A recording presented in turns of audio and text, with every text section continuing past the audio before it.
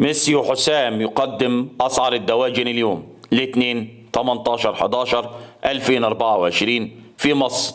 أسعار الفراخ البيضاء. السلام عليكم ورحمة الله وبركاته.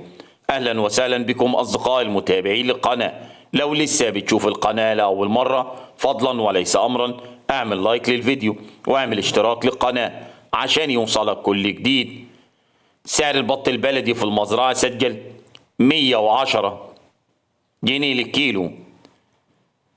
سعر البط الفرنساوي في المزرعة سجل 70 جنيه للكيلو. وكمان ساعة هينزل لكم فيديو جملة وقطاعي في المحلات. سعر البط المسكوفي في المزرعة سجل 90 جنيه للكيلو. سعر البط المولار في المزرعة سجل 75 جنيه للكيلو. ولا تنسوا الصلاة على سيدنا محمد صلى الله عليه وسلم واشتراككم في القناة شرف لنا. سعر الديك الروم الأبيض في المزرعة 110. سعر الديك الروم الأسمر البلدي في المزرعة سجل 120 جنيه للكيلو. أسعار الفراخ البيضاء سجلت اليوم أعلى سعر 69 وسعر التنفيذ 68 جنيه للكيلو.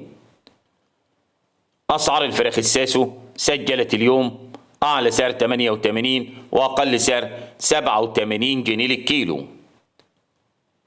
سعر الأرنب اليوم في المزرعة سجل 120 جنيه. سعر الفراخ البلدي الحر في المزرعة سجل 105 جنيه للكيلو. والسلام عليكم ورحمة الله وبركاته.